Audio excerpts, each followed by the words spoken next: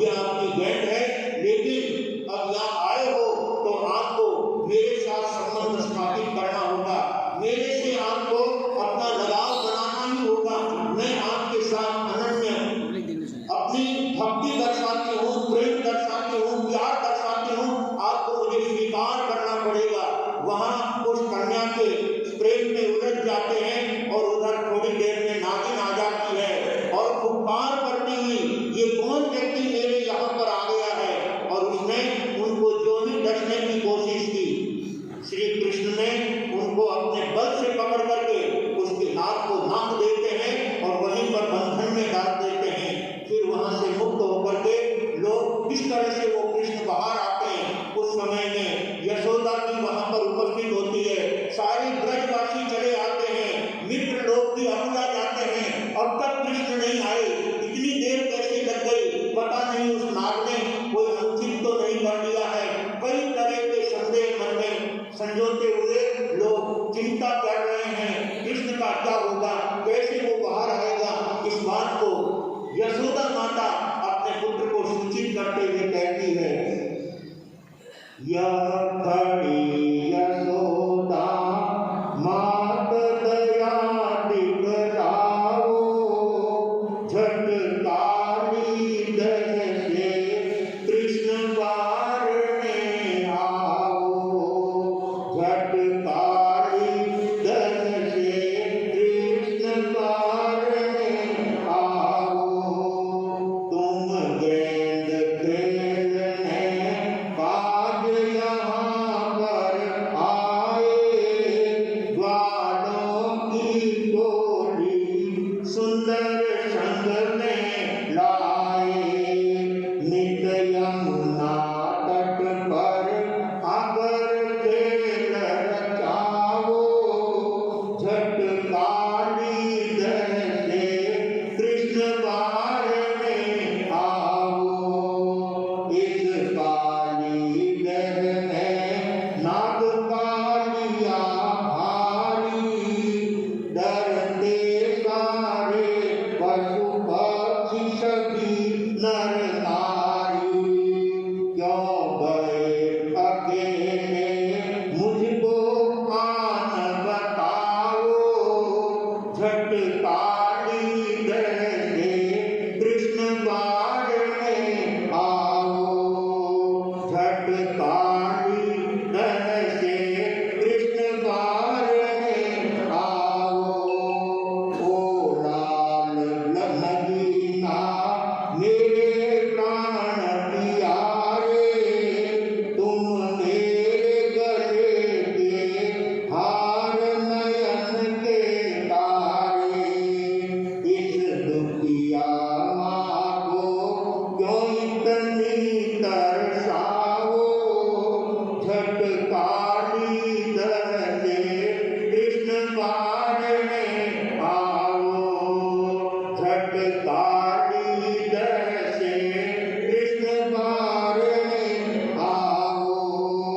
ये ग्वाल बाल सब रोए गौएं सारी, सब तड़प रहे हैं कर कर याद तुम्हारी, ओ रसिक मुरलिया हमको आन सुनाओ, झटकारी द्रव से कृष्ण पारने आओ, झटकारी द्रव से कृष्ण पारने आओ। उनकी पालक माता यशोदा आकर के अपने पुत्र को पुकारते हुए कहती है, कृष्ण तुम कहाँ चले गए हो, कन्हैया कितनी देर तुमने कहाँ लगा दी है, तुम्हारे बिना किसी को नहीं सुहाता है, ये तुम्हारे सारे साथी आकुल व्याकुल बने हुए हैं, ये गौ माता वो तुम्हारे बिना व्याकुल बनी हुई है। हे कृष्ण जल्दी से आकर के तुम सब लोगों को अपनी तस्वीर दिखाओ। इस तरह से यशोदा माता अपने पुत्र को पुकारते हुए वहां आमंत्रित करना चाहती है। श्री कृष्ण एक एक शब्द यशोदा माता के सुन रहे हैं और उस काले नाग को वश में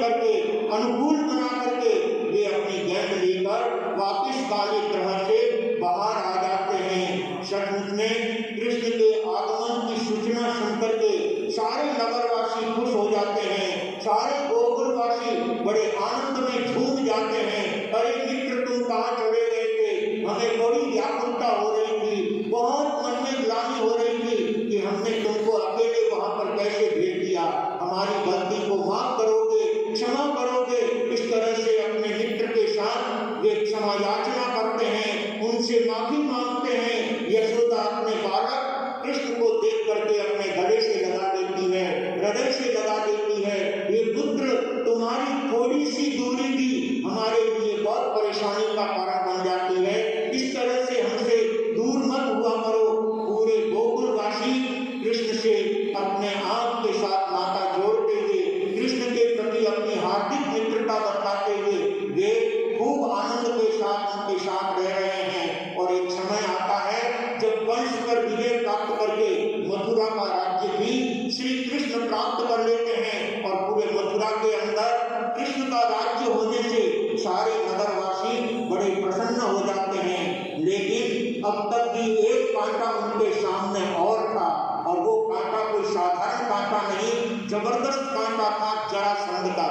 जब तक जरासंध इस दुनिया में रहेगा तब तक लोग इसके आतंक से सुखी नहीं बन सकते। इसलिए जरासंध के कांटे को भी हम निकालना है। उस बात को वे किस तरह से जो है निकालेंगे, ये बात हम यथावत सुनेंगे। लेकिन कृष्ण के शासन में अनेक लोगों को धर्म का सानिध्य मिला और जीवन के अंदर सद्गुण प्राप्त करने का सुंदर योग मिला। ऐसे कृष्ण के शासन को पाकर के आम जन बड़े प्रसन्न थे, बड़े खुश थे, बड़े आनंदित थे। उसकी नगरी के अंदर एक थावच्चा माता करके रहती थी। उस थावच्चा माता के पुत्र होता है जिसका नाम थावच्चा रखते हैं। अपने पुत्र का नाम इसलिए थावच्चा रखा कि हमेशा अपना नाम भी उनको याद होता रहे। और थावच्चा पुत्र अपने माँ के नाम से जब उच्चारित किया जाता था तो थावच्चा को भी बड़ी खुशी होती है। एक बार थावच्चा अपनी माता के साथ राजमहलों के अंदर, बड़े श्रेष्ठी थे, नगर सेठ थे, राजा कृष्ण वासुदेव के द्वारा उनको नगर सेठ का पद मिला था और पूरे राज्य के अंदर उनकी भाग थी, उनका प्रभाव था। और कृष्ण भी थावच्चा माता को उतना ही सम्मान और मान देते थे। कोई कोई बहनें ऐसी होती हैं जो अपने नाम से प्रसिद्ध होती है और पूरे राज्य के अंदर अपना गौरव गरिमा का कार्य करते हुए पूरे राज्य में आनंद पूर्वक अपना व्यवहार चलाने का कार्य करती है। एक बार वो अपने पुत्र थावच्चा के साथ अपने महलों की गोद में बैठे हुए हैं और क्या शोभा देख रहे हैं। ये बात यहाँ पर कवि बतलाते हुए कहना चाहता है,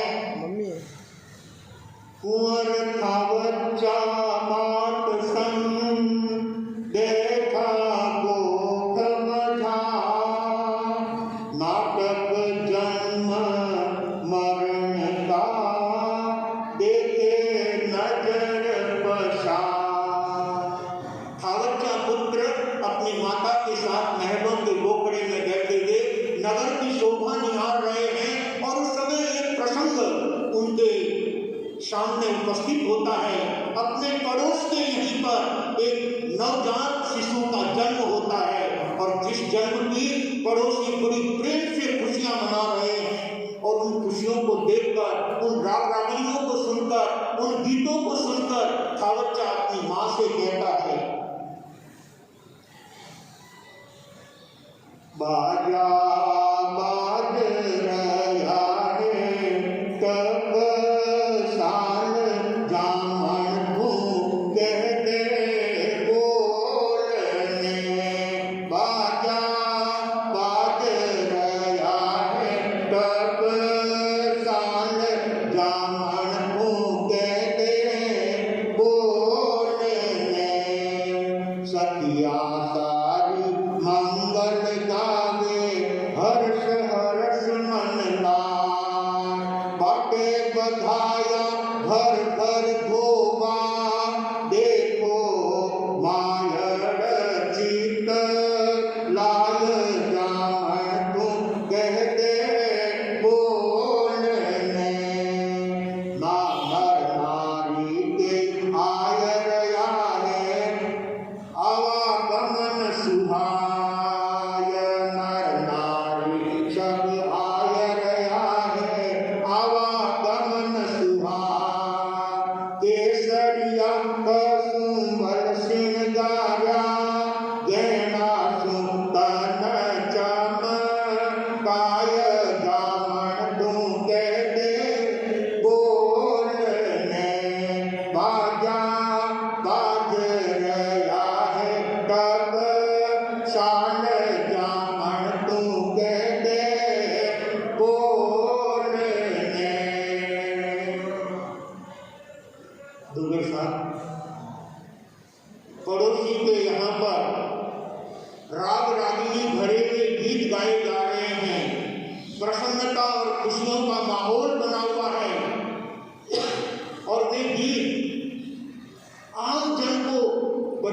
प्रिय लगते हैं, आनंद देने वाले लगते हैं। खावच्चा पुत्र अपनी वहां मां से कहता है, माता ये शब्द तो मुझे बहुत प्रिय लगते हैं, इतने अच्छे गीत गाए जा रहे हैं, लोग आने वाले भी बड़े अच्छी खुशी का अनुभव कर रहे हैं, आनंद का अनुभव कर रहे हैं, पड़ोसी के यहाँ पर इतनी खुशियां मनाई जा रही है और ऐसे मंगलमय गीत गाए जा रहे हैं। माता ये गीत मुझे बहुत प्रिय लगते हैं, बहुत आनंद देने लगते हैं, मेरे कानों को बहुत सुहाते हैं। माता क्या कारण है कि आज पड़ोसी के यहाँ पर इस तरह की खुशियां मनाई जा रही है।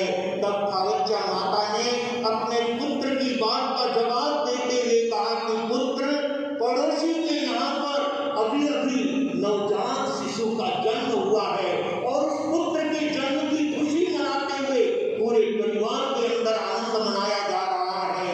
आसपास की बहन बेटियां वहां पर मंगल गीत गाने के लिए आई है और उसके जन्म दिवस पर ये सारे मंगलमय गीत गाए जा रहे हैं, उस बालक के जन्म की खुशियां मनाई जा रही है। खावच्चा कहने लगे, माता ये तो मुझे बहुत अच्छा लगता है, बहुत प्रिय लगता है, बहुत आनंददायी लगता है। खावच्चा माता कहती है, पुत्र आनंद वाली बात है, जब किसी परिवार में पुत्र का जन्म होता है तो न केवल परिवार के लोग ही लेकिन आस पड़ोस के लोग भी उसकी खुशियां जताते हैं। और जब बड़े घर में पुत्र जन्मता है तो पूरे गांव में, पूरे नगर में उसकी खुशियां मनाई जा रही है। तो अपना पड़ोसी बहुत संपन्न व्यक्ति है, अच्छे परिवार का व्यक्ति है और इसलिए सारे गांव के लोग उनको बधाई देने के लिए आते हैं और यहाँ पर वो मंगल गीत गाए जा रहे हैं। खावच्चा अपनी माता की बात को सुनकर कहता है, माता ये तो मुझे बहुत रुचिकर लगते हैं, बहुत अच्छे लगते हैं। आपको भी लगते हैं ना? जब घर में बच्चा जन्मता है तो किसको खुशी नहीं होगी? आस पड़ोस के लोग भी खुशियां बांटने के लिए आते हैं, बधाइयां देने के लिए आते हैं। आपके यहाँ पर भी इस तरह से बधाइयां देने के लिए आते ही होंगे। तो मैं माफ कर रहा हूँ, थोड़ी देर वो खुशियां वहां पर मनाई, बराबर मनाते रहे, आनंद मनाते रहे, लेकिन आप संसार की स्थिति को जानते हैं। इस संसार के अंदर जो आता है वो एक दिन इस संसार से वापिस चला भी जाता है। तीन वालों में तो ऐसा नहीं होता है, तीन से कोई जाते ही क्या? कभी नहीं जाते हैं। तीन वाले तो सब यही झंडा गाड़ करके रहने वाले हैं। ज्ञानी कहते हैं, आया है तो जाएगा, राणा रंग फकीर। जो इस दुनिया में आता है वो चाहे कितने ही बड़े घर घराने का क्यों न हो, लेकिन एक दिन तो उसको भी छोड़ करके जाना ही जाना है। राजा राणा छत्रपति हाथी के अश्वार, मरना सबको एक दिन अपनी अपनी बार, अपनी अपनी बारी से एक दिन ये संसार छोड़ करके जाना ही जाना है। जिसके पड़ोस में एक बालक का जन्म हुआ है, सचमुच में वह बालक बहुत कम आयु से लेकर के आया था, बहुत छोटी उम्र लेकर के आया था। अभी थोड़ी देर पहले उसका जन्म हुआ था और थोड़ी देर बाद में वो बालक इस शरीर में वहाँ वो गीत का रुदन के रूप में स्वर बदल जाता है।